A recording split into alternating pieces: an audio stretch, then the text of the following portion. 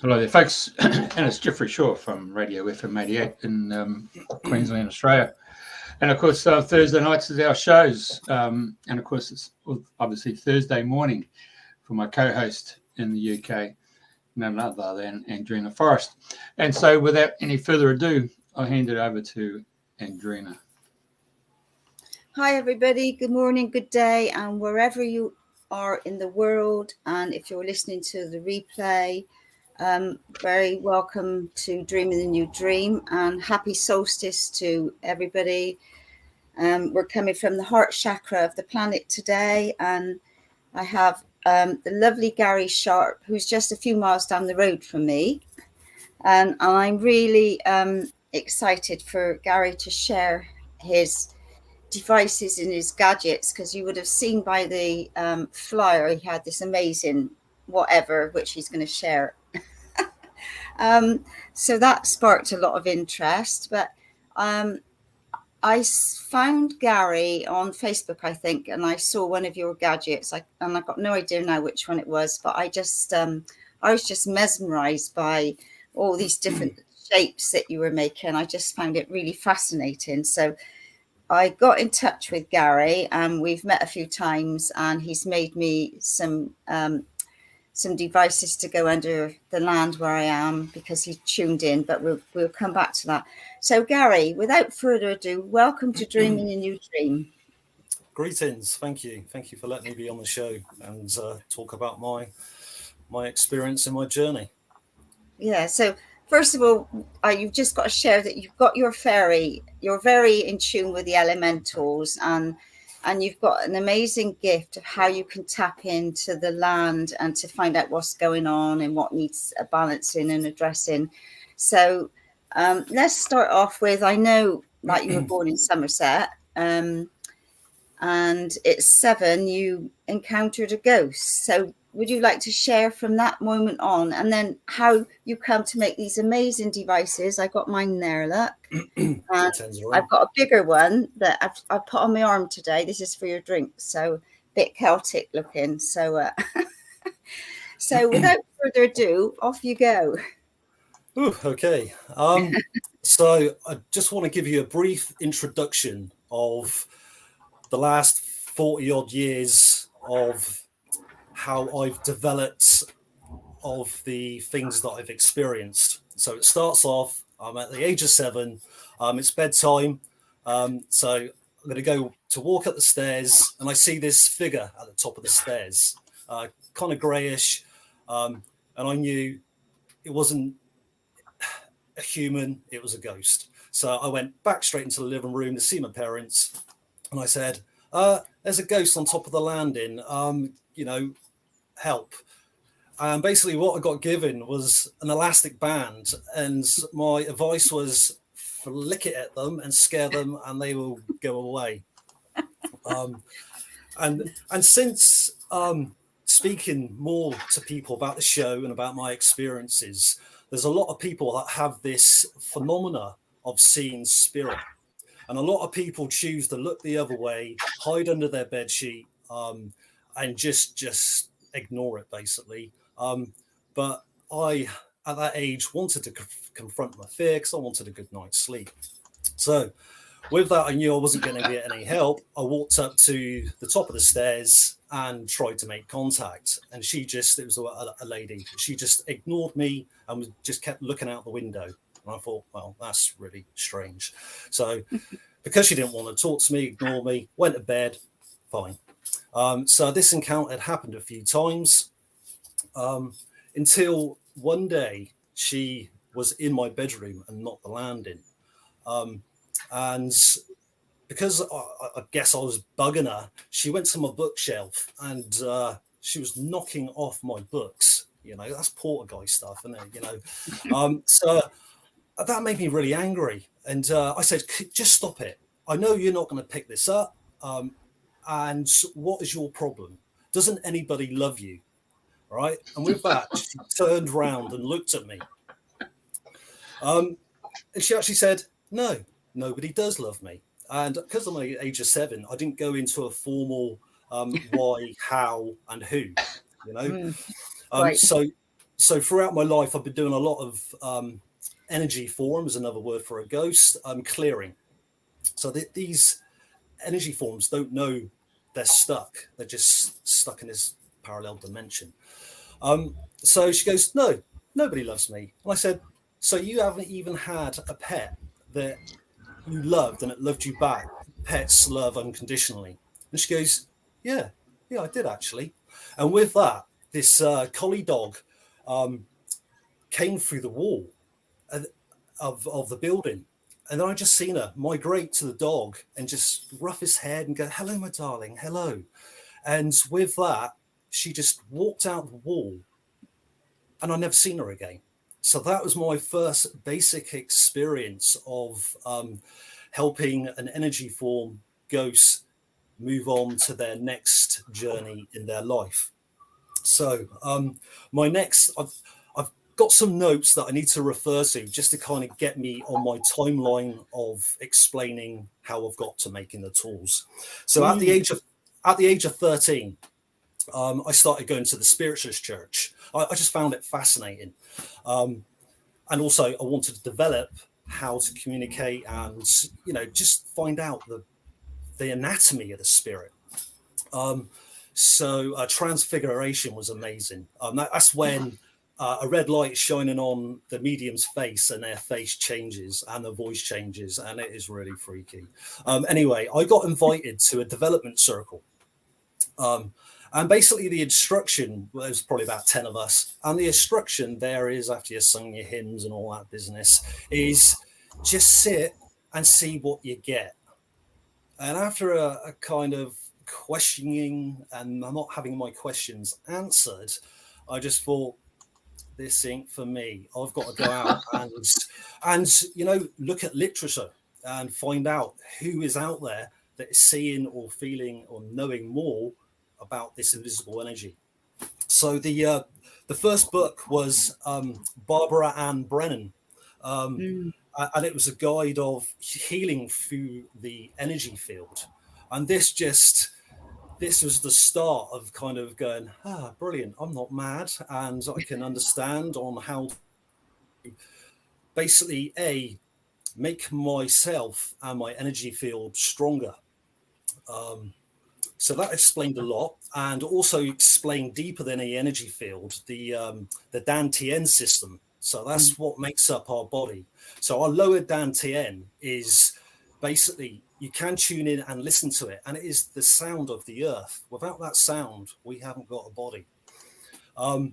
So from there, I was intrigued to know that Kung Fu and Qigong practitioners develop the lower Dantian and the middle and the higher Dantian, but it's the lower Dantian which can change your physicality, make you stronger, heal disease, changing it from a dull red to a bright red, eventually to a golden light.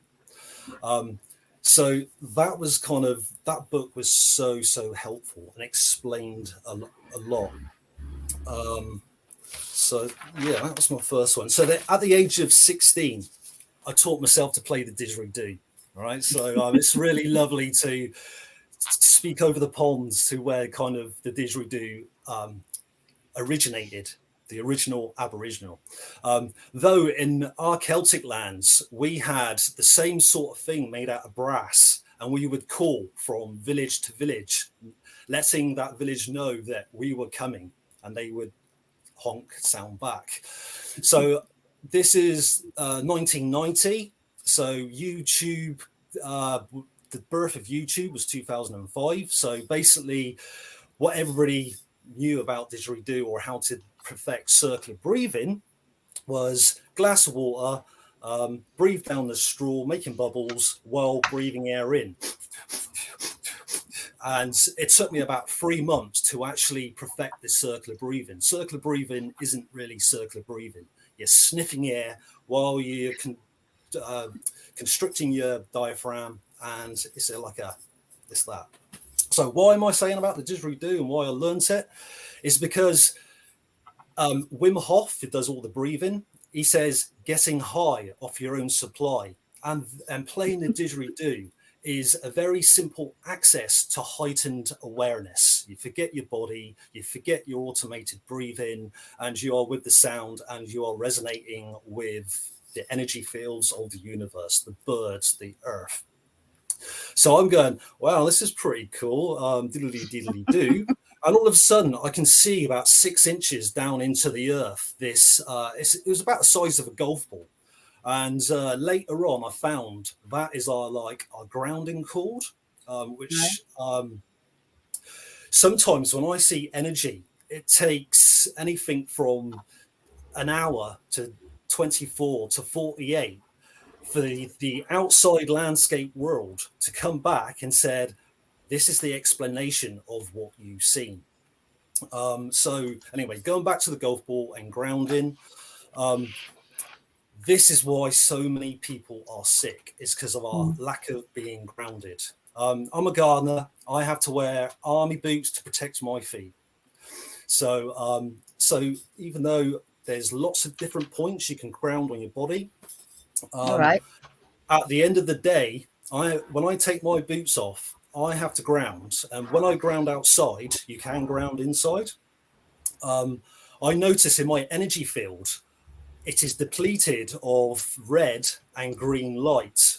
And it takes about 15 to 25 minutes for my energy field to integrate this red and green spectrum. And it's almost like a barcode going up and a barcode going across. So you've got all this stuff that's actually filling out and going, you're connected. But, so everybody knows about the aura and the chakras, but we don't think that our aura actually goes under the earth. So our aura goes 3-4 foot left, right, above, but it also goes down. So in other energy systems, they call it the Taji pole.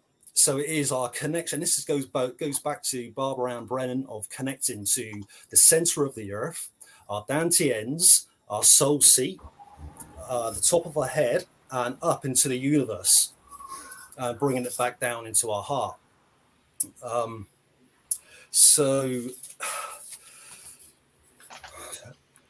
you can get grounding sheets. And this is another interesting thing about sick houses and how energy can affect us. And some houses aren't grounded. So we've got this circuitry of wire for our electric.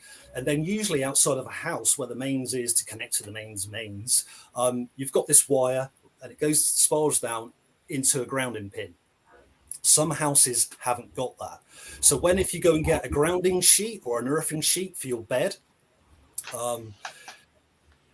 you've just got to be careful of, is your house grounded? So basically a couple of guys that were doing triathlons, and he was an electrician, he thought about this, and you can do a multimeter test on how your body, the voltage you emit, and how much after you've been on a grounding sheet, how much it raises or lowers, and it can help your body to heal basically. Right, so that's grounding. I'd be interested in knowing your grounding points, Garry. Because Right. I know you. So that would be good, because I did buy a grounding sheet to help me with where I am at the moment.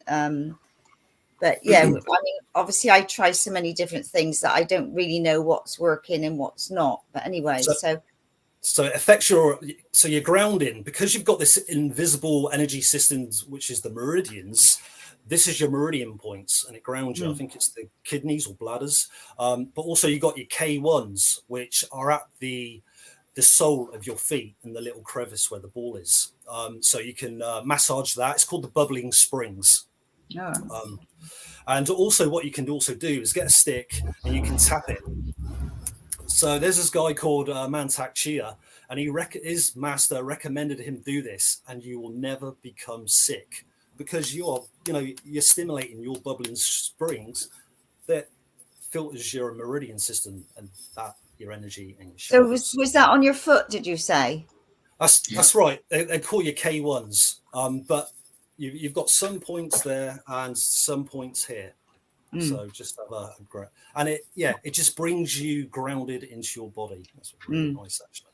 And I know that, like, talking about grounding, like, you know, in some of the work that I've done, I know that many people aren't grounded totally, and you know, the easiest is to get out on the earth and walk on the grass if you can. But you know, it makes, when I'm traveling up to see my son towards London and I see all these great big high rises, I think, God, all these people are so ungrounded. So my next opinion point in my age is age 16. I went to see it, 16, 18. I went to see a friend at college. Went out for a few bevies. Somebody had spiked my pint with some amphetamines. You know, it's speed. It's a slimming drug. You know, lots of people that experience it. Being a sensitive, I basically started grinding my teeth, knew this wasn't alcohol, and then I just had the hellish night and morning and the next 2 to 3 months, thinking that every single day, every hour, I was going to die. So basically what I could see that was happening in my energy field was my lower dantian. Also, this dantian is also like a bowl. So you've got other modalities saying about the 3 bowls. So, you know, it's the flower of life. It's the fruit of life and the flower of life. So it's that pulse. So you've got something, and it's that energy that kind of comes out and comes in. So basically in my lower dantian bowl, I had this crack in it, and that was where my energy was leaking. Right? Why I was feeling sick, why I was feeling I was going to die, because basically that had blown my lower dantian and my life force was leaking. Luckily, and this is, I love synchronicity. When things happen, you know, you go, oh, I need this. And going on to my life story, this is how things have turned up to me. So this is year 2000. I got a book called Energy Medicine by Donna Eden. And that book saved me. It talked to me about the grounding points, the smoothing of the meridians, the, you know, just coming together, points that you could just hold that just instantly made me feel better. She's an amazing person to look up, and she's got loads of free stuff on YouTube. And what was that, Donna Eden? Donna Eden, Energy Medicine. Okay. Back then, we didn't have YouTube. So I read this, healed myself. Well, maybe, you know, I was young, so I had that on my side. And then you just forget to practice these energy moves, a bit like Qigong, very similar to Qigong, actually. So about 2000, no, actually about four years ago, or maybe less than that, she is now made it on, thanks to the internet, she is getting that word out to the world, which is amazing. So, you know, you can read these books, do the application and practice and experience. Though, if you haven't got this media or anybody to talk about it, you can think you're going a bit crazy. We're just like, yeah, no one's going to understand this. All right. So 2005, I read the book Living in Your Heart by Drumvelo, Malkadet. Oh, yeah. Drumvelo, yeah. At the first page was this guy called Slim Sperling, and he was a geobiologist. Big words. I want to try to not use big words because, you know. Keep it simple. Right, but there's a few paragraphs I will, just to kind of, just for you to go, right, so, yeah, picked up this book, loved the CD, really simple, centering your heart.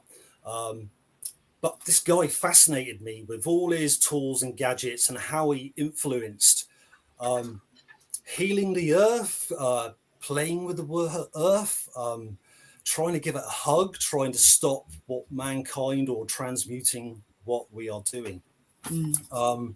So, yeah, but the information was just slowly getting out. This is 2005, birth of YouTube, just found this. Oh, brilliant. So it's like, you're in America. Great.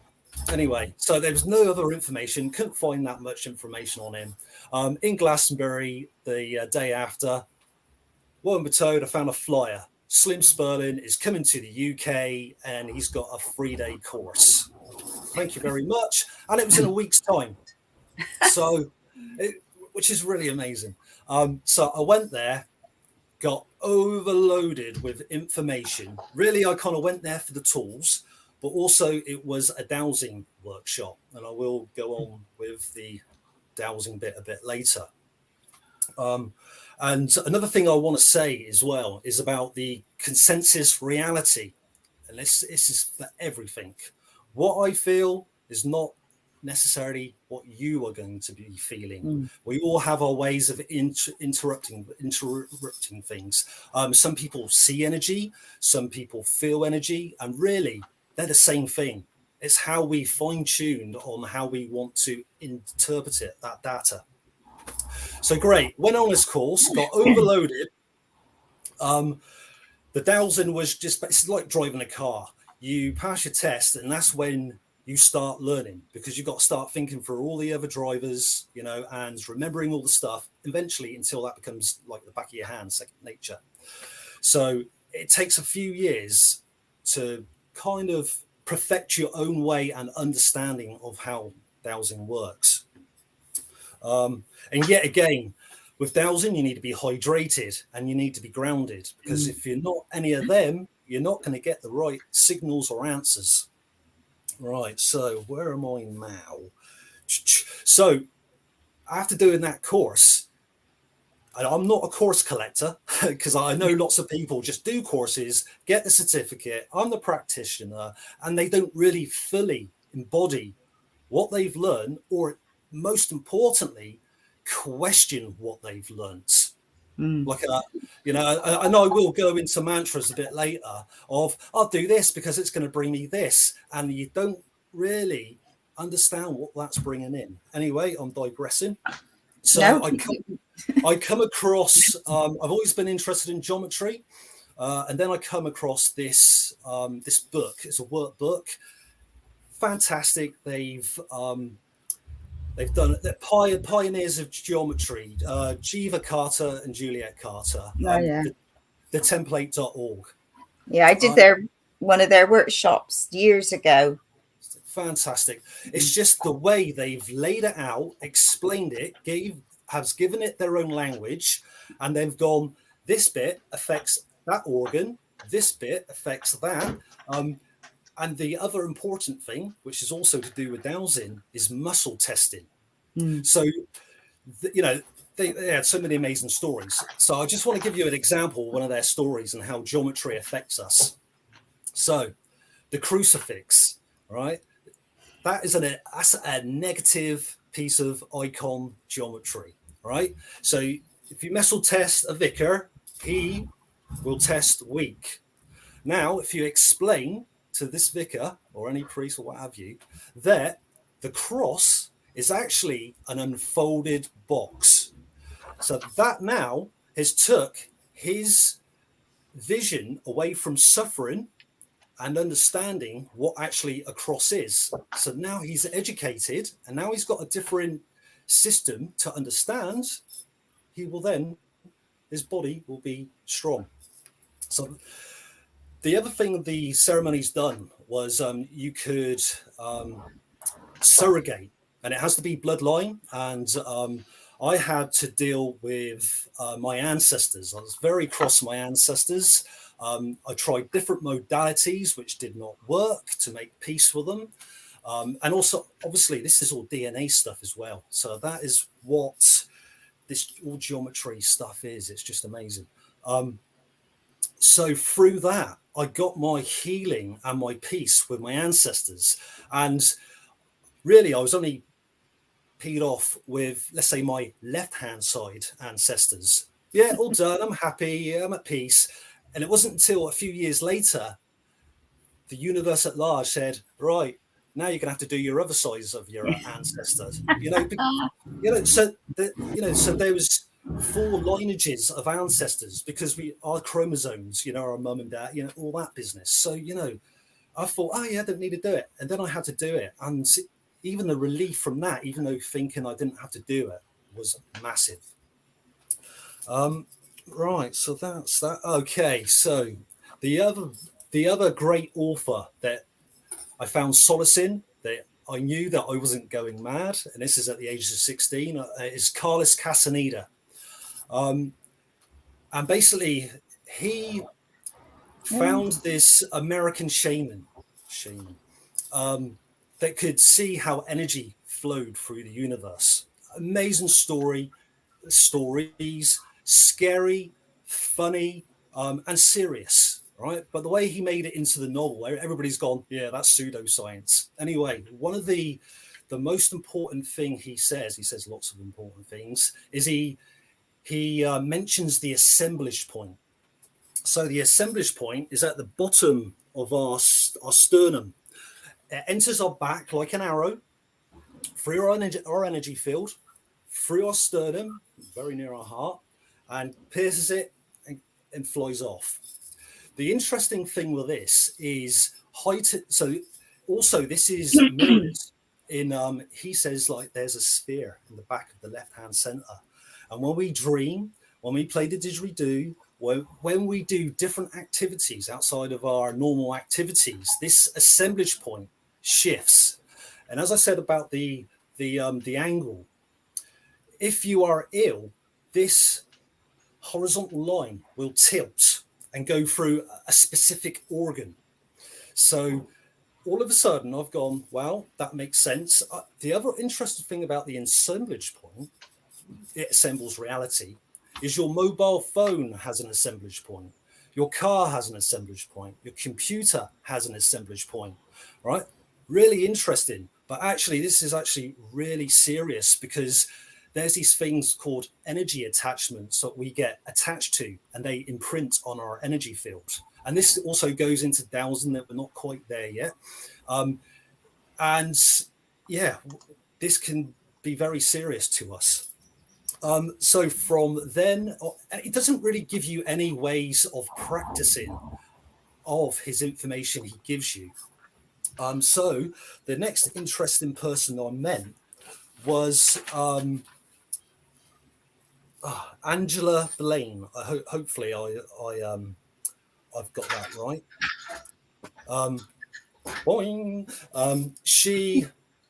She was the first person to scientifically, with technology, locate the assemblage point. So all the people that were going, oh yeah, Carlos Castaneda he's made it out of his head. Actually, you've got some person that went, who's a doctor, got the gadgets, found it, and then they developed their own modality of centering the assemblage point. Wow. Using this quite a big crystal. And so I went there, experienced it, brought this massive course, and learned very quickly. The course is quite a lot of money, so I didn't buy into that because I didn't really want to be a practitioner in that. But I did, with everything, question everything and experiment with it and see how I feel, and ask lots of questions. So even though you're centering the assemblage point, what happens when you dream, have an accident, fear, happiness, one too many beers, chemical drugs, medication, food intolerances, this all affects the alignment of the assemblage point. So yet again, none of these things I'm going to be speaking about or showing you is I'm cured. It's fixed it. All these gadgets and tools are of just that little extra help to re-kick what we are trying to get to, our initial result. So, excuse me. Oh, so going back to mantras. So I had a friend that was doing this Tibetan mantra, and they do a lot. If you look at some of their thankers, they bring in the demons. So, Garry, can you have a look at my aura while I recite this mantra?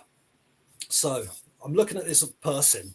Instantly, I am seeing this unnatural, faster frequency coming up Earth and going into the perineum. So usually our energy kind of goes in through our feet, the legs, and nurtures. So this was not a nurturing energy. This was Carlos Castaneda would call this the inorganic beings, because we share a parallel universe that goes back to ghost releasing, energy form releasing.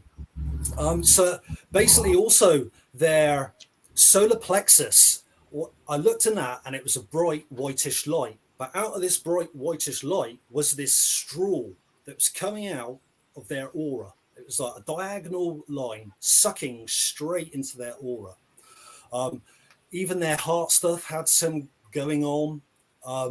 And I just, so I sensed it and I said, you're making me feel quite sick now. This is what, and I actually drew the diagram of it. And because this mantra, or the inorganic beings, or this energy forms, was a bit peeved that I stopped it and also recognized it and transcribed it, all of a sudden my energy levels was like, and I was just like, God, I'm just drained. So I basically balanced myself by sitting next to a stream. That's the, you've got all these frequencies now. Let's listen to binaural beats. Let's get these headphones on. And these headphones have magnets. That goes into magnet therapy. So we're messing with stuff basically. So from that, my next modality,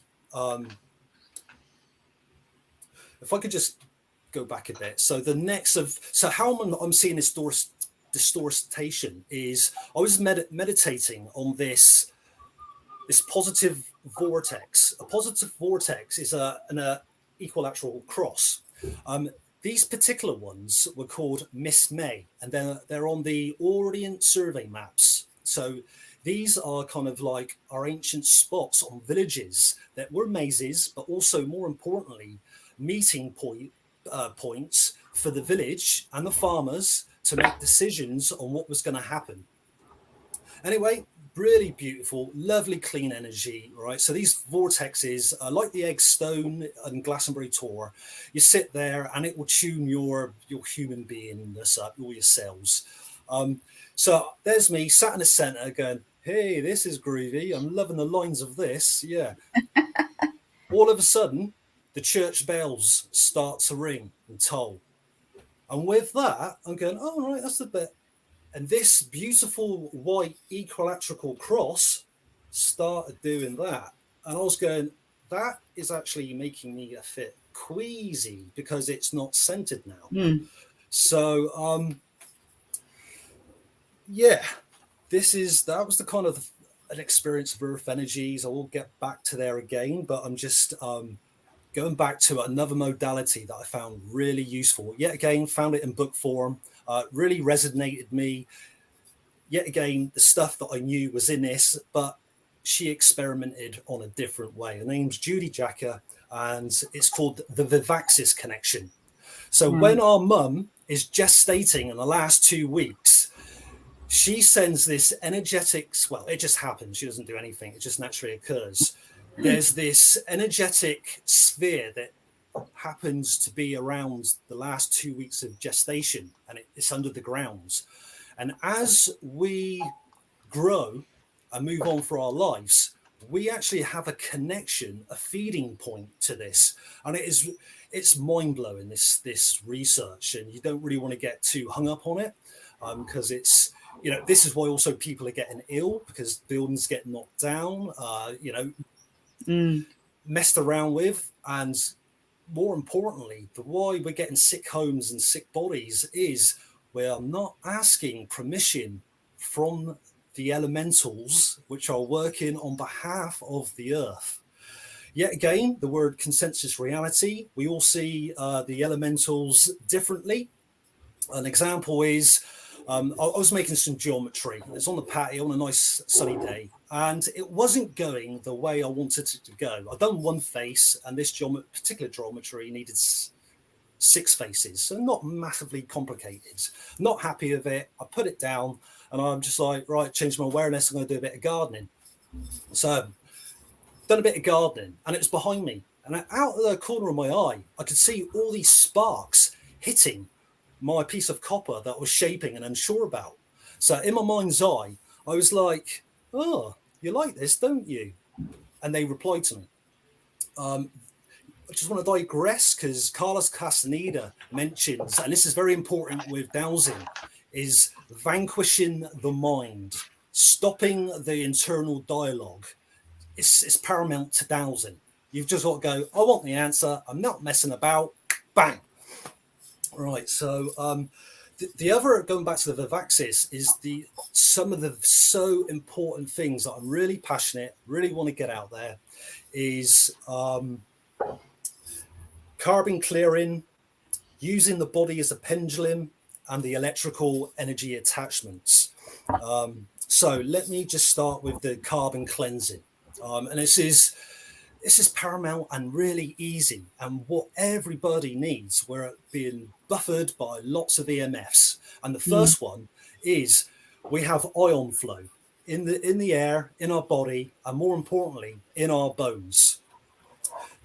The energy flow should flow with our bones in alignment. What X-rays does, this can be an X-ray for your teeth, going on holiday through an X-ray that scans the whole of your body, MRIs, chest X-rays, on X-rays in general. Dentist one is the most important. So the dentist is scattering the ion flow in your bones, and that will never ever flow back properly. So your teeth, it's very close to your noodle. You know, it's so, and just digressing from that yet again, the dentistry years ago used to say amalgam fillings are great for your teeth. They're not going to harm you, right? But they've got mercury in, and I had to have mine removed, all right? And when they are removed, they are classed as toxic substance. So you have to pay for that. So it's all right in your body, though when it's out, it's a toxic. Right. So basically, I told my NHS dentist, when there were NHS dentists, fillings fell out. Can you fill it? Yeah, I can fill that. I do not want an amalgam. They're fine. They're safe. They're all right. He went against my wishes. So later on that evening, I'm tasting metal. That's all I can, you know, you lick copper, lick something, you go, lick a battery.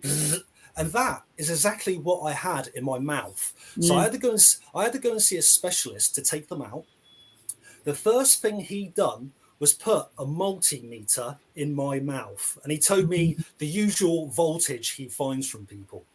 And I think he said something quite low, 4.5, 8.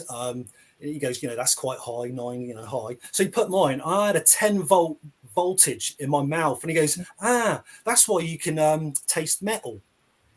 Right. Then he proceeded to tell me that be careful of strip lights, fluorescent lights, because then they start to communicate with your amalgam fillings, which means when you go, so some people that are very sensitive and they go into supermarkets and go, get me out of here, I can't deal with this, I'm having a healing crisis. It's because of all these things that are bombarding us. And so, that's my passionate. And as soon as the amalgam fillings was removed, I had this, that's better. And the doctor looked round and went, that is the first notable effect of, something's happening and something's worked. So going back to the Vivaxis, is she creates this ion flow in our body. And it's amazing. So yet again, touches on dowsing. North, the directional north is closely and is related to carbon. So the parallel that is south. Now the mineral for south is calcium or chalk. All right. So that's just 2 directions. And if you're thinking of the periodic table, there's a lot of dials to kind of figure out stuff, but we're just figuring out on these two things and the process. So, so what she recommends is you are facing north and you start jarring your jaw. So you can use your fingers or a sushi wrap, you know, just so you're jarring it, you're stimulating it. And this is very, very similar to how I work with copper. Is I have to anneal it, heat it up to make all the particles or molecules excite, so they're not static anymore. So they've expanded and they go, "Way, what we're going to do?" So that's also happening into your ion flow. So you're waking it up. After you've done that for about 30 seconds, you beforehand get some charcoal. It has to be decent charcoal. So make it yourself or buy hardwood charcoal that hasn't got any nasties in it. So I've made myself, I've put it in a freezer bag, very thin plastic, wrapped it in sellotape. I've obviously crunched up the charcoal. So you're looking north, you put that on your jaw and you just breathe in and you just feel the energy, you know, breathe in for 30 seconds. And I had a clairvoyant friend try this and she's holding it. It's just going, I can feel heat. I can feel heat. This is hot. What is this? Well, it would be. It's charcoal. So it's just, I find that really lovely. So then, so what you do then is you make sure you place this or walk away from it at least 6 foot. So you are away from this energy field. Everything has an energy field. You turn around and you look cardinal to the south. And you can have a piece of chalk from a blackboard, or I've got a nice piece of chalk, or you just visualize calcium. So, you know, you don't really need to put it on your jaw, but I'm quite tactile, kinetic. I like the feel, you know, so it puts me directly in contact, but you don't need to do it. So what that is doing then, so you've just excited all your kind of molecules and your ions, and they go, oh, well, we're not just flowing any direction now. We're ready to rock and guide us where you want to be guided to. So with that calcium, you're looking in the proper flow element, and you're then bringing all those molecules to that set static way they can start flowing again. And it is the feeling after is just of well-beingness, you know. And I'm just talking about just by doing your jaws. And you've got lots of receptors all over our bodies. You know, people go, yeah, we've got 8 chakras, we've got 13 chakras, we've got the highest chakras, we've got the lowest chakras, right? Every pore in our skin is a chakra. All right, so that's me off my there's hundreds of chakras, isn't there? Thousands, absolutely thousands. Right. But obviously people just work with the main 7, 8 or 9, don't they? They do, yeah. Well, most people. Yeah. Hey, can we just have a stop there, because I'm falling asleep because it's monotone. So we need to change the interview style. Yeah. Just okay. saying. Yep. Right. So go on then. So I had a guy years ago called David Phillips, and he's one of Australia's #1 Engram experts. So he talks about personalities 1 to 9. And so if you've got a really difficult, say, a union dispute between the union and the employers, you send someone who's a 9. And a 9 is someone who just talks on a monotone, and you just put people to sleep. So we need to change the energy. So so it might be best if Andrena sort of just comes in and what she does really good, which is to ask the questions. Yeah, the tools. So I guess you want to see the tools now, because obviously I've been blabbing a bit. Well, yeah. So. Yeah, no, it's fascinating, Garry. I mean, I love your work. I love what you're doing. I love how you tune into the land and what have you, because it's all about how we can work with the land, how we can help the land and ourselves as well. So, but the what I would like to know is, have you found a mantra that really makes a difference that we could chant? Yeah. I am the light. I hold the light. The light will be with me always. I hope the light. Say it again. I am the light. I am the light. I hold the light. Hold. Oh, right. Yeah, because I always listen to Blossom Goodchild, and she says that the mantra we should be saying that has codes in is I am the light, I am the love, I am the truth, I am. So I don't know if that resonates with you. And this is the important thing, is resonation. What you feel is what's right for Yeah. you. So when I'm awake in the middle of the night and can't sleep, like last night, I mean, I just couldn't sleep last night, but so I'm there doing me mantras in the night. Garry, what was it? I am the light. I hold the light. The light is always with me. Yeah, because I know there's lots of different singing mantras, and I know there's some that I go to, and because I don't know the words, I can't really sing it and get into it. I like to know the words, or like just say have 4 words so that I can just chant away. And I think when people, if you've only got a few words and you're chanting, you're in that heart space and you're just keeping that vibration going. When you've got lots of different words, like Indian words or whatever, just as an example, and I can't get my teeth around them, so I can't really get into the chant and to do it justice. But that's how it is for me. So there's this thing called the language of light. And when I'm making my tools, I'm in this peaceful, beautiful state of nothingness. I am the flame. I am the metal. I am everything. And it's finding this, this universal language that is actually silent, but it isn't, but it is. It's a frequency, and it's just peace and just feeling heartfelt stuff. Anyway, have you got any of your magic gadgets there? Because your gadgets are they just fascinate me. I just love your gadgets.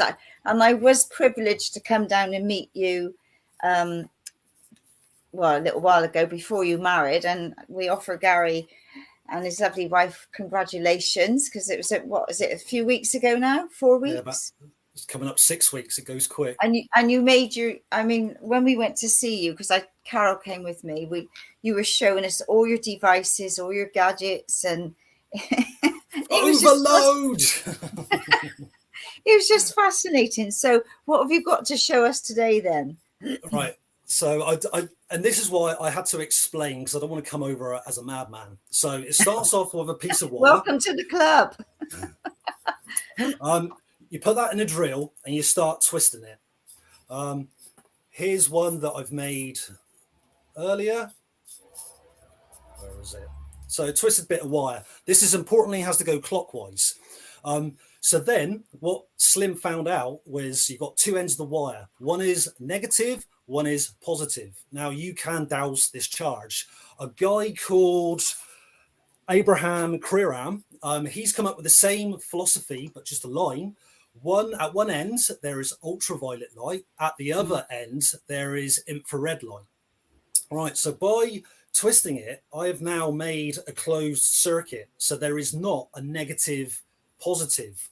And just like a ring, right, so I have condensed the molecules, twisted it, compressed it, and then I've joined that together.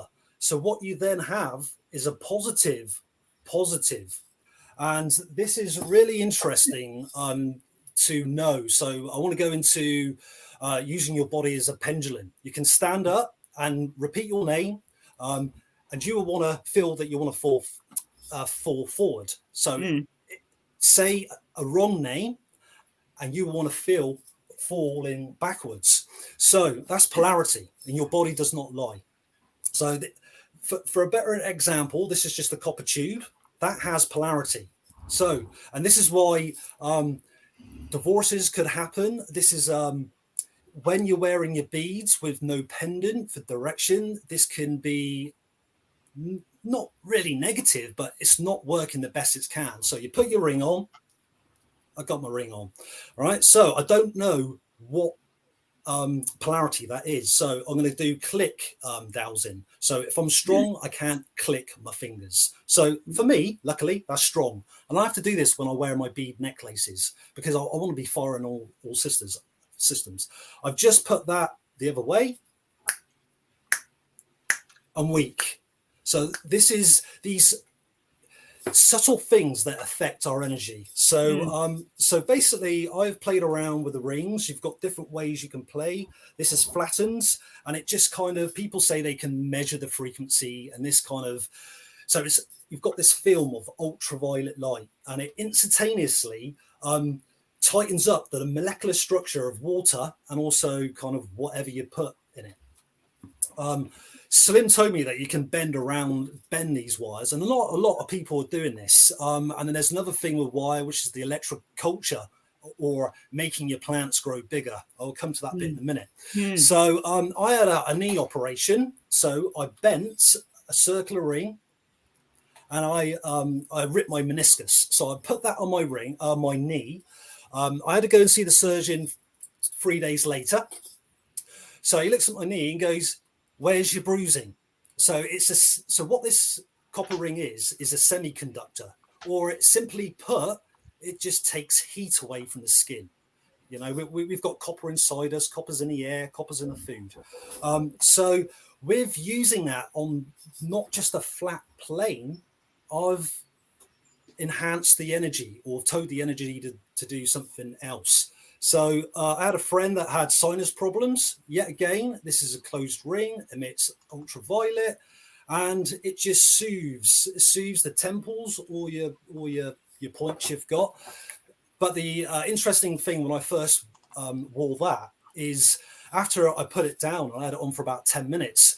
My eyes were like watering for at least 5 minutes. I was actually quite worried, and I had to get my wife to give me some Recce on there to calm that down. So if you now double twist that, you would get, so this is almost like an energy key. So with the single twist, there would be, if you feel it, there would be a pulse. So really that's a single twist. And because I've put it back on itself, that's a double twist. So holding the double twist, the heartbeat or pulse will be quicker. I just want to go back into energy again, and about, this lady says about growing food. And if you lick a seed and plant it, that will grow with your DNA. Anastasia. Thank you. Which is great if you're just going to eat your food. So anyway, I've got this whacking big potato in my hand, and I'm thinking, how am I going to stick that in my gob, because I don't want to lick it. So all of a sudden, I'm feeling my heartbeat, and then I'm feeling the heartbeat of the potato, and I'm thinking, oh geez, that's interesting. And then what I've done is I brought the heartbeat of the potato in to a pulse synchronization with my heart. So it was vibrating with my heart energy. So anybody can eat it because it's coming from my pure intention. Another interesting thing is if you press your belly button with one finger, get your jugular with another finger, you'll feel two separate beats. And then after a while, by breathing into these two main aorta vessels, they will start aligning together. And then you swap over and do it for the same period. And all these examples of are just inherent in everything. This is a hypercube, which is a very interesting tool. It's like a UFO. There's ways of, it's a portal. So here's another one, an AccuVac. Yet again, that's double twisted. Oh, thank you. So that's a single twist, and they all have different inherent energies when placed together. I just want to read some of the gum that I didn't want to say. The hypercube is a representation of the hyperspatial geometry of time and space. The center of it represents the 0 point through which light as information from all other levels of being passes, unlimited by time and space.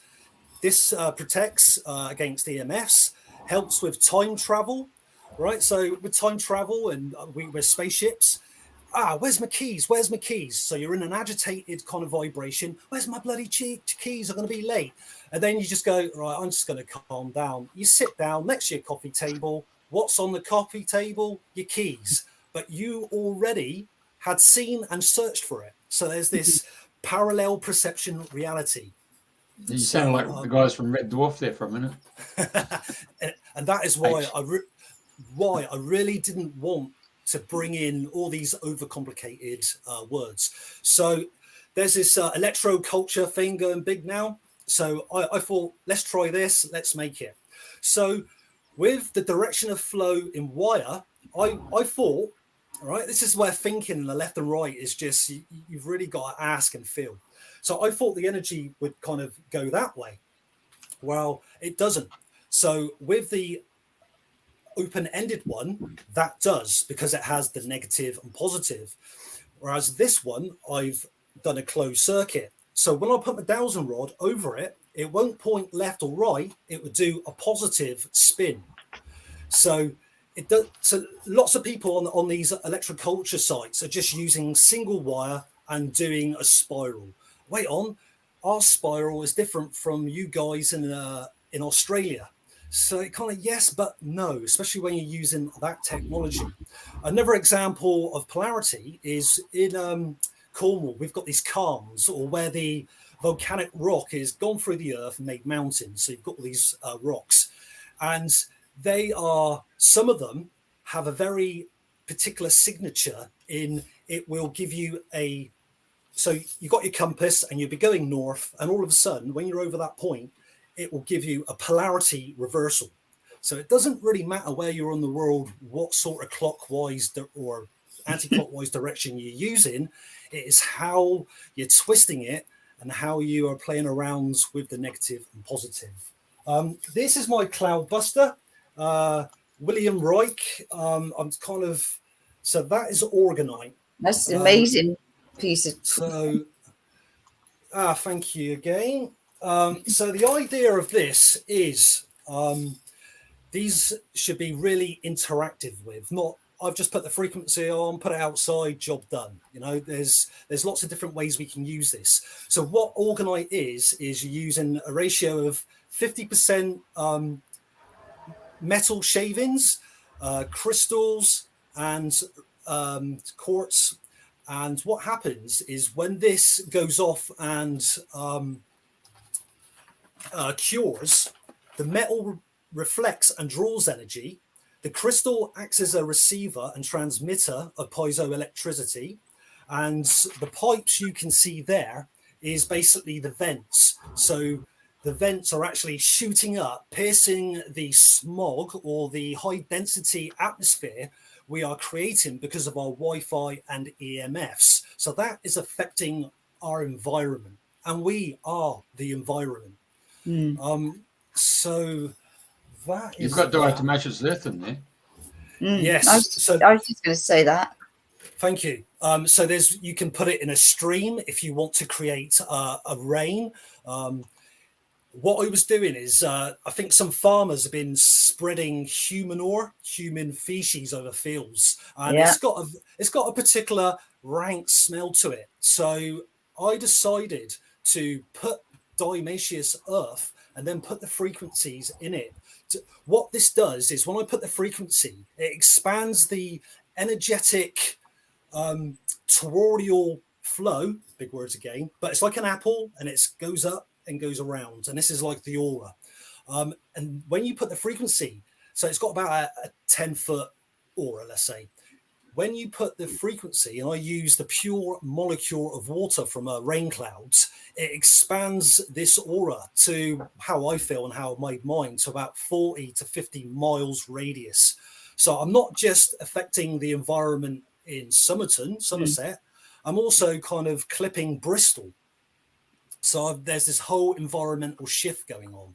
And it's just beautiful when you can see, well, it's not beautiful when you see chemtrails, but especially when they linger, is when you direct them, you can just see it dissipate. And, I got into cloud busting 2005 YouTube, when a lot of people were looking at a cloud and pointing it and just sending their attentions of dispersion. And 5 minutes later, guess what? It disperses because we are water, we are energy, we are the universe and our environment.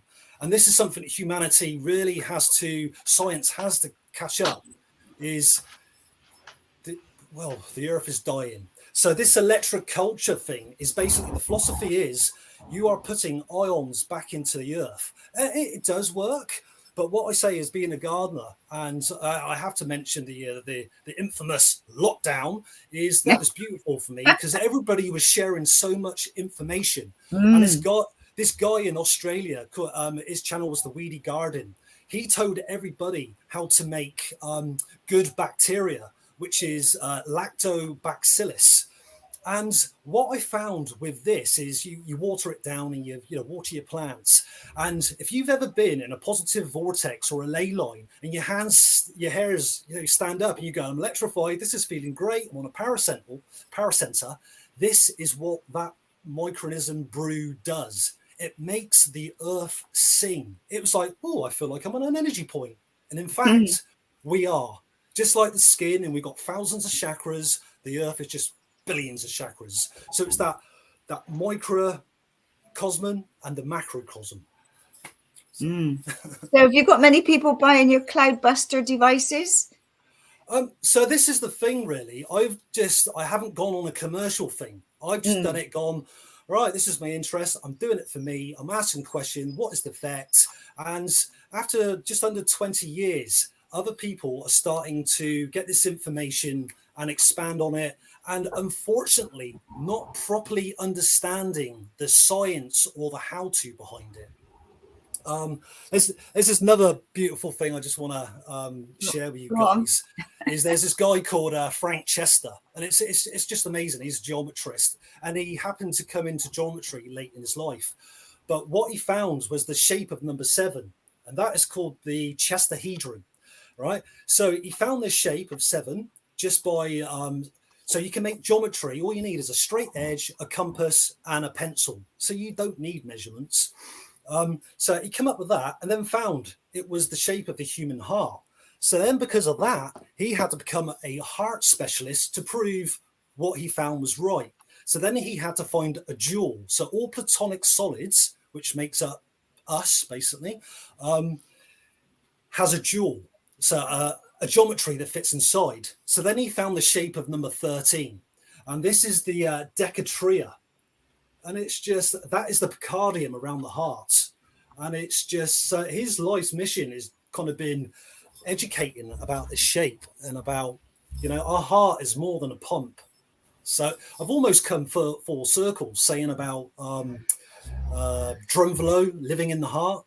And so you mentioned Glastonbury, the heart center of the world. Well, I've got a different philosophy of that. Do you know how many? Do you know how many hearts an octopus has? Quite a lot. Because it has lots of limbs. It has 3 limbs. Oh, thank you. That's beautiful. That's one of my toroidal devices. It looks like an octopus as well. So what I'm saying is, with the dual geometry, the Earth is allowed to have more than one heart spot in the Earth. It's that people say Mother Earth. Why not Father Earth? We all have these dual elements. And as now I've just mentioned polarity, and a lot of people coming in saying, do you know what? I'm not a male anymore. I think I'm going to be a she, this transgender thing. What is very interesting, I found with this energy, is we are connected to the earth and the heavens. Now, for a man, there's a clockwise spin that comes down for our crown chakra. So when a person goes, do you know what? I don't know who I am. That usually will start spinning the other way, or even worse, it will be like a pendulum motion, quite alien. Yet again, Carlos Castaneda mentions about this, and it's to do with on how our energy has been manipulated and why we are hating each other, why we are killing the earth, why there's rich people and poor people. So yeah, that's another tangent I went on there, wasn't it? What's that one there? Right. So these are the rings, and what I'm doing is I'm pulling in energy from different directions of the earth, and I actually buried this to see if there would be any experimental difference in if I had it on top of the earth. So we've got a thing called the Benker grid, which is like a Rubik's cube. So energy just doesn't flow under and above. Energy is like a curtain that goes thousands of miles up in the sky. We are the atmosphere. It's that simple. So this is me last year experiencing a drought and wanting my garden to get watered.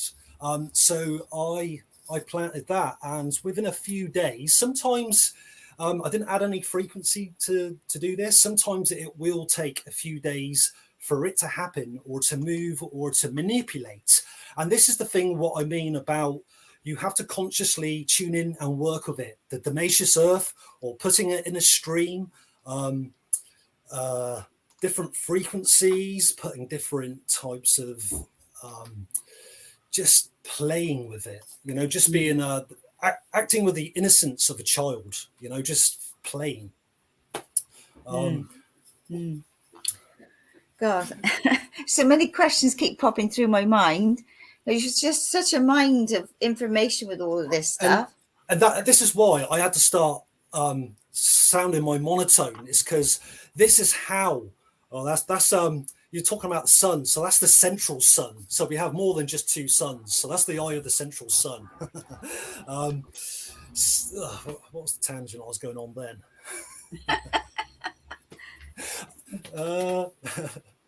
I've lost my thread. Oh yeah, so this is why I had to start kind of writing my life story of how I've come to what I'm doing, and trying to say in layman's terms. And thanks to you, and thanks to the radio show, I'm gonna transcribe of what I've done about 4 pages. But as you write, there's all little kind of spider legs coming off it, because I have these experiences with the elemental, animals, the earth, the people, and it's not just an hour show. I just want to share another beautiful story, and about how we are not better than animals. So I'm living in this barn, and next to this field, I'm living in this beautiful X-farm that needs my help.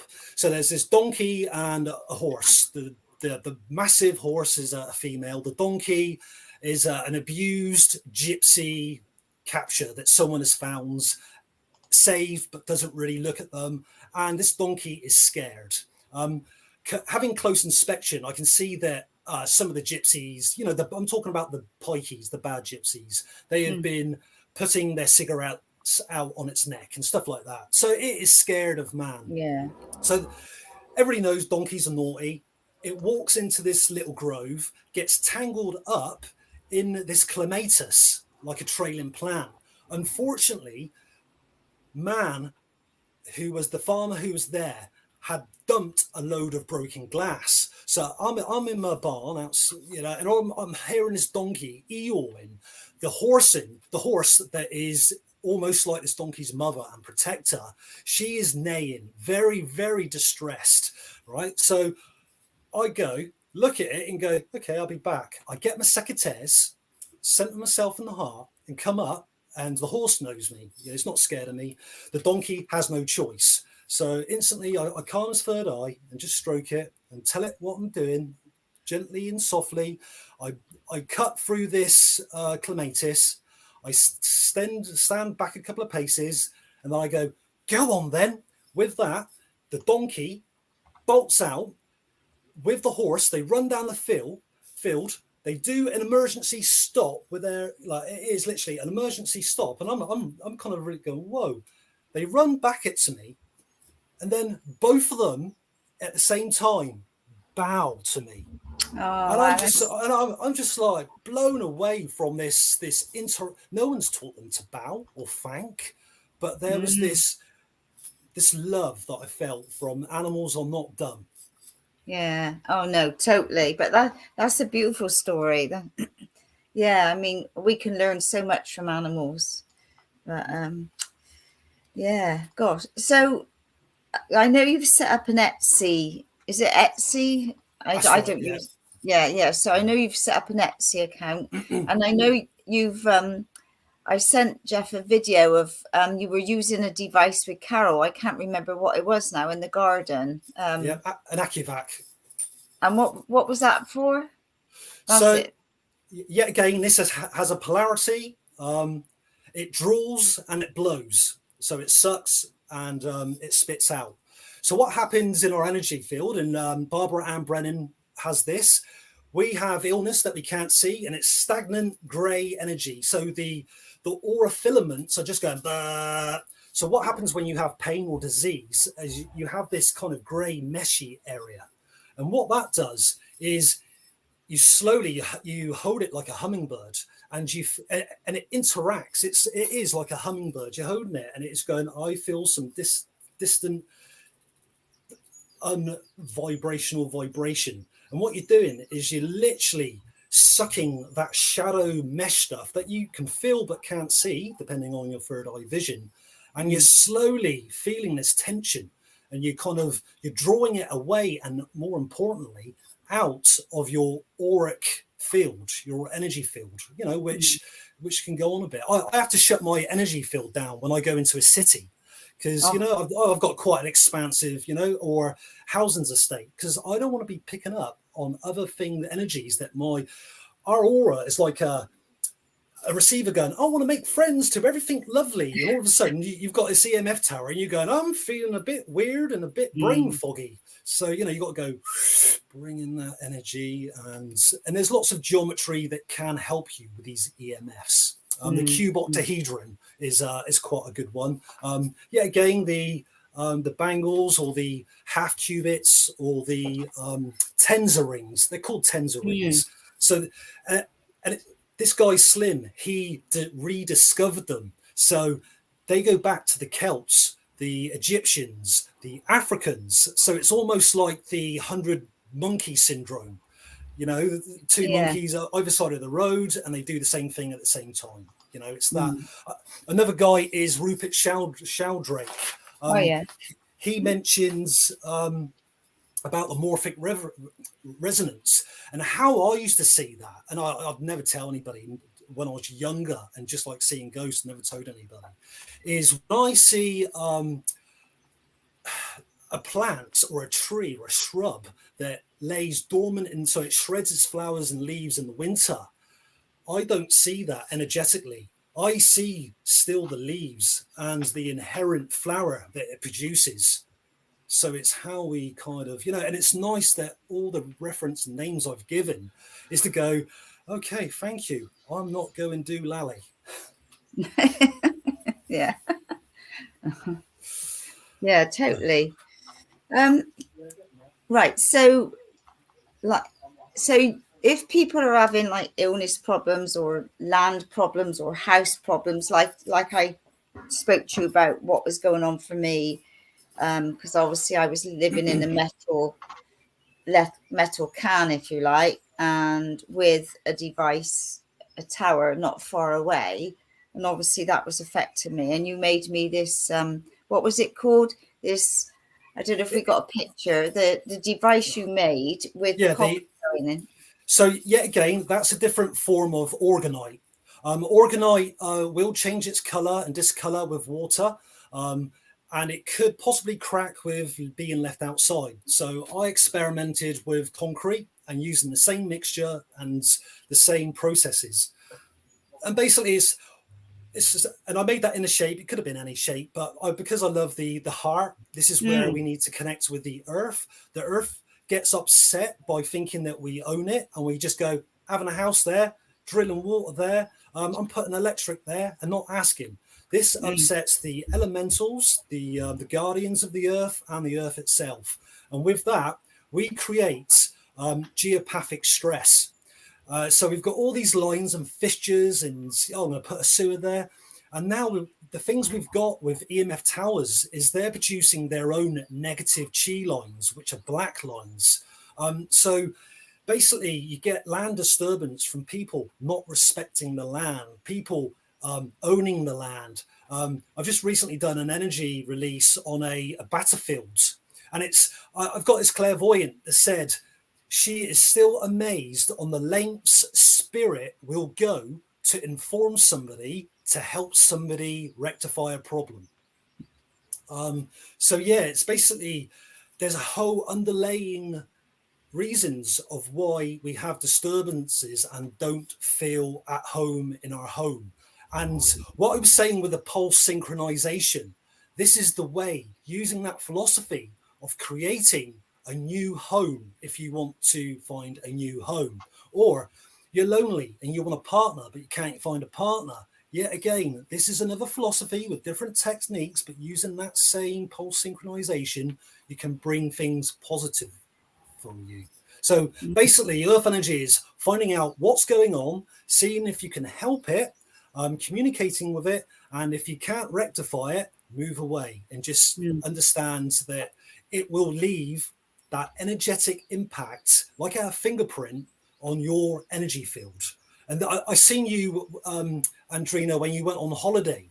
I can see energy through the computers and stuff, and it was just like, you're a younger self. You know, I could see all your stress and void because you had removed yourself from that imprint of the land. Yeah, so totally. And so hopefully now, at the moment, while I'm still living there with that device and all these other little doodahs, is helping me keep balance while I'm there until I find my next abode. So yeah, you can find a sweet spot in your home. So you can dowse for this. And then sometimes they have radial spokes coming out.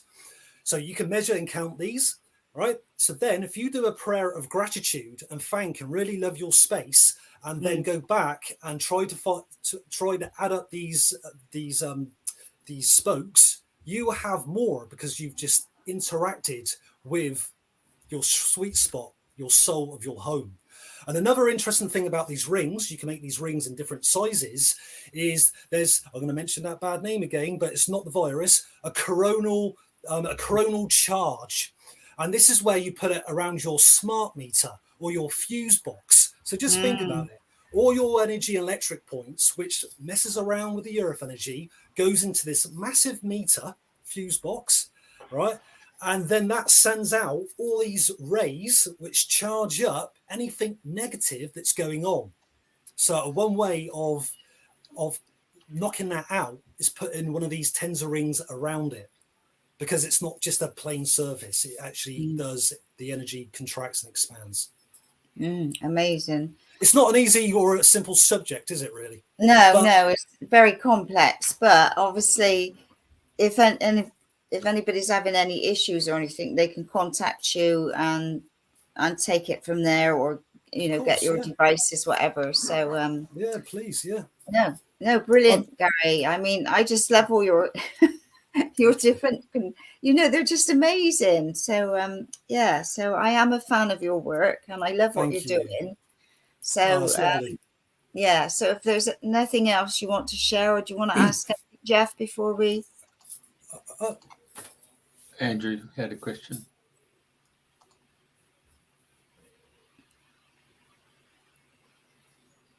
Right.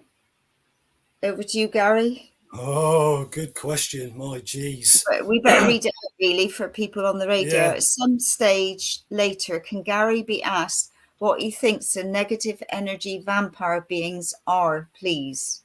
Okay, so yet again, this goes into this massive wormhole of dowsing. We also have curses on the land. We have curses on our body. We have ancestral stuff we need to sort. A guy that's been on your program, Matthew Hange, he's come up with arc healing. And the way he has presented this is very similar to what Carlos Castaneda calls recapitulation, which basically in simple language means you are looking into your filaments in your energy system, seeing what is there. Yeah, so you can have a bad relationship in this life, a fight. Yet again, you've got scar energy on the earth lines, and these are in your line, and this is karmic stuff as well. So to say what these vampires are is quite a massive subject. People are very, it's this or it's that. But as a human race, we have been dispowered.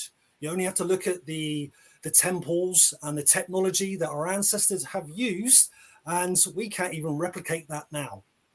So it's the unseen parallel dimension on who we share, and likewise why I do energy or ghost release. And these energy forms or ghosts need to be ready to move on to the next journey of their life. So Carlos calls it the inorganic beings, which is very sinister and very serious. So the more you as an energy worker opens up your spiritual column, you still aren't free from them, because different energy vampires will see that light and see if they want to take a nice drink from it. So you've always got to be on your guard and regularly clean your energy, and just bring yourself into your heart more than once a day, just to see what's going on. Brilliant. Hey, I was in Cairo many years ago, and I was there for 5 days, and this guy Muhammad, that's his real name too. He said, "You want to come to the mosque?" I said, "Oh, no, that's okay." He said, "That's all right." He said, "I got a prayer mat here, faces what's the name?" And we pray 7 times a day in a 24-hour cycle, even though we have instructions to do 7 times a day, as long as we can get to do it. And I said, "Oh, yeah."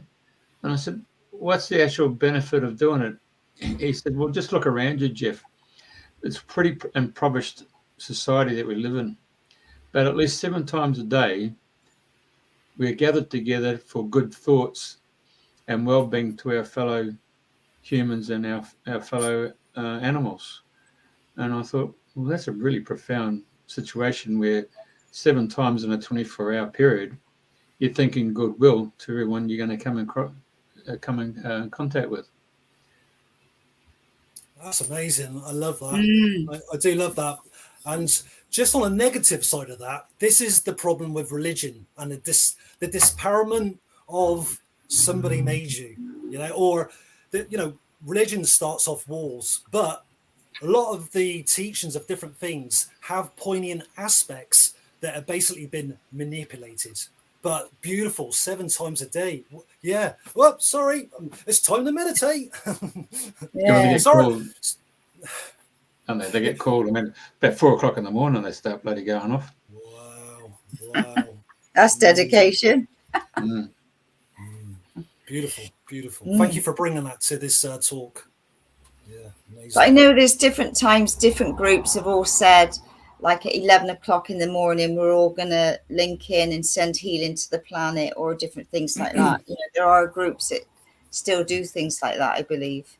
And it should not be underestimated on the power of that. It is massive. It is massive.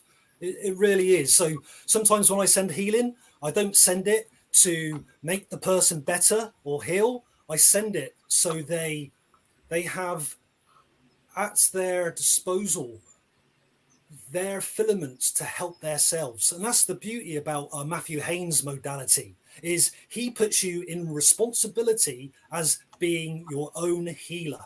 And that's massive. But to actually just go, and Donna Eden does an amazing thing. She was watching a theatre and she could see a ballet dancer lacking in energy.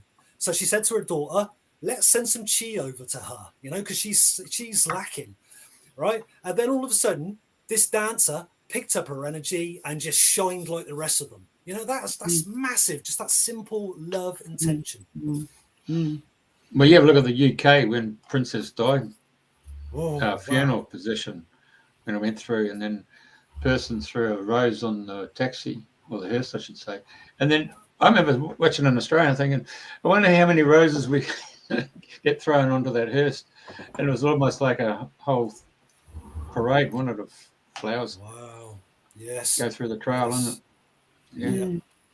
Amazing. Queen of Hearts. Yeah, amazing, wasn't it? Amazing outpouring of love. Agree. And that's a beautiful another thing you've brought to this talk is just the power of seeing a rosebud and constantly unfolding, and just seeing that in your room or your environment.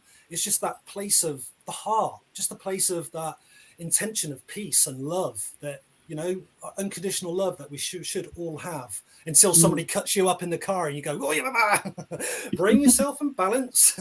It took me a while to get back in balance from that experience, I can tell you. Yeah, I bet it did. Yeah. Anyway, that's the past.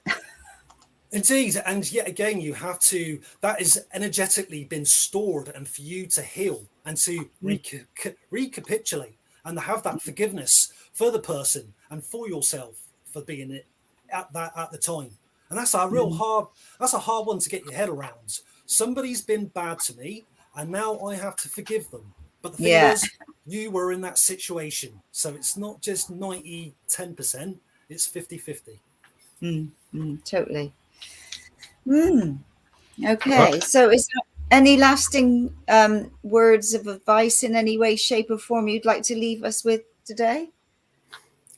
Yeah, just question everything.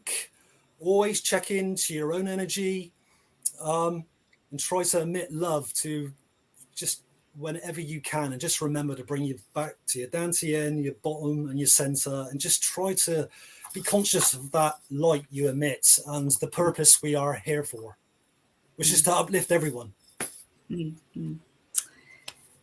you.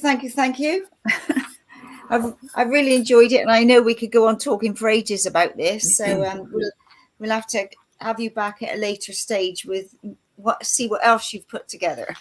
Fantastic. I hope I didn't send too many people to sleep, like Jeffrey said. But it is Jeffrey's evening as well. It is the end of day for him, so as well.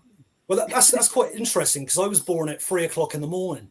So by the time it's 3 o'clock in the afternoon, my energy flags. So we always have to be remembering when our natural time flags. Right, and Andrew says Garry offers overwhelming subjects. He's only just minutely introduced each for over an hour. It's obviously knows what he's talking about from direct experience, not just opinions. Great show, Jeff and Andrena. Nice to see you. Wow. Thank you, Andrew. Thank you. Thank you so much. That's I feel that really emotionally, heartfelt. Thank you. Okay, well, thank you everybody for listening to Dreaming the New Dream, and same time, same place next week. And don't forget, we've updated our app, so you can now download it. There's some instructions on radiofm88.com.au. Just click on the Listen app, and it's plain English instructions. Or you can just watch the brief installation on about Android and Apple. Very good. It only takes 1 minute 30. Very easy. You take the show with you. And don't forget, we're now on Spotify, Amazon, Google, iHeart, and Apple. So there you go, folks. All the best. There we go.